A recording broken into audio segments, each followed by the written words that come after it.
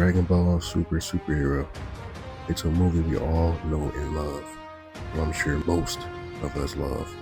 I've watched it multiple times by now, and even though I love it, I also think it could have been better. That's why I went to read the manga version of the movie to see if it made any changes that I think makes the story better overall. Then the question is, did it? Well, kinda, but first, I'd like to explain what I mean by changes.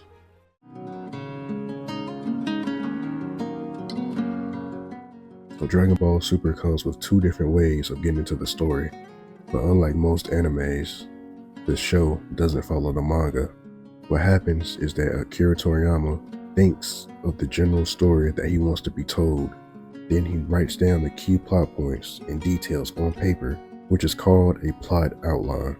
He will give this to the anime staff and the artist of the manga, and they interpret how the story leads to those plot points in their own separate ways. Hopefully you guys were able to understand what I was talking about, but if not, here's an example. In the anime version of the Goku vs. Hit fight, he goes Blue Kaioken just to end up stalemating him. It was an extremely hype moment in the show. It is where most people would say Dragon Ball Super finally kicked off.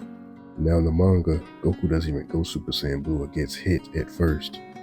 He goes into Super Saiyan first, then into Super Saiyan God, just so he can save energy, unlike Vegeta.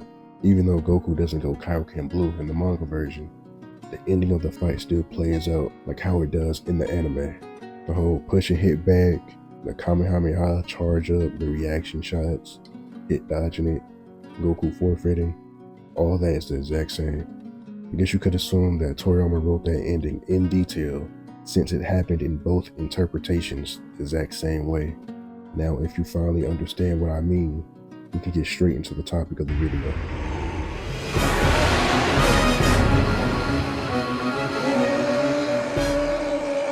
Now, not much has changed in the manga version of this story.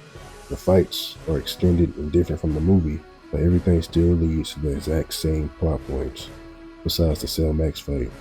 Yes, the start and the end of the fight are the exact same as the movie, but everything in between differs from it quite a bit. Let's start with Trunks and Goten's inclusion in the fight. Their involvement is still kinda the same, but here, they at least join the fight against Cell Max first, just so Gohan and Piccolo can regain some of their energy.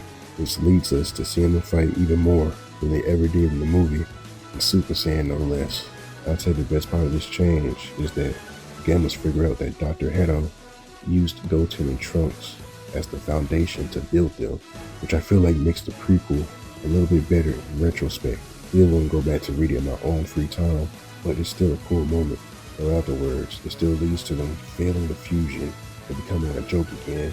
Just like I said earlier, everything still leads back to the main plot points of the story Toriyama wrote, even if the plot point is a joke. Now on to the next change. Krillin. I don't know why he just stood there as his best friend's granddaughter is getting lots of ki blasts rained all on top of her in the movie, but I'm glad that the manga actually showed him flying to grab her.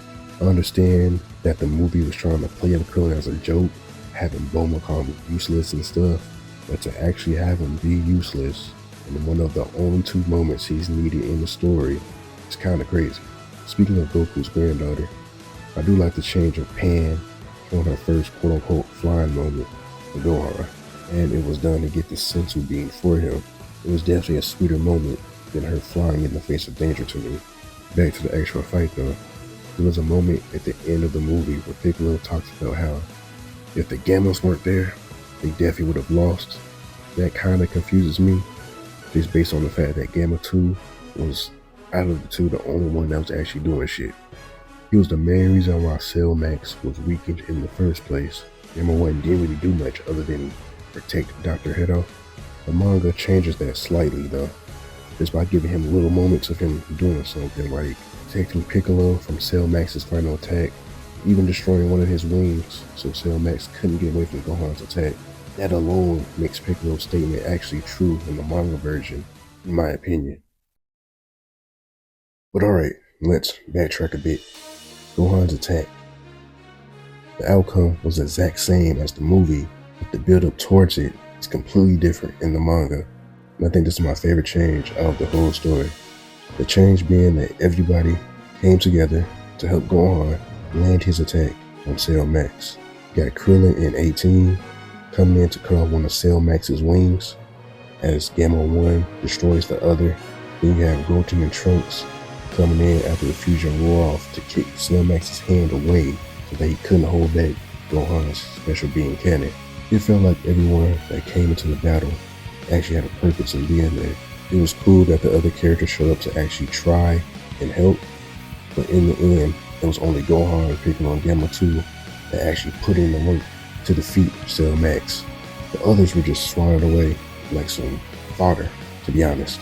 Plus, majority of final battles in Dragon Ball always has multiple characters putting in work to either defeat the villain or help back up the person that's written to defeat the villain. So it's kind of nice to see that theme you brought into the manga version. But back to the question that I asked in the beginning of the video, did those changes from the manga make the story better overall? I'd say kinda. I still really like how Gohan was written in the movie, which is my biggest gripe of it. But I do love the added scenes in the Cell Max fight that just made it even better in my opinion. But what about you guys? Did these changes make you like the Cell Max fight even more than before? And if not, feel free to tell me why you think otherwise in the comment section below. Appreciate you for watching. Hit the like and subscribe button only if you feel like it or want to. Hope you enjoyed the video, and I'll see you on the next one. Peace.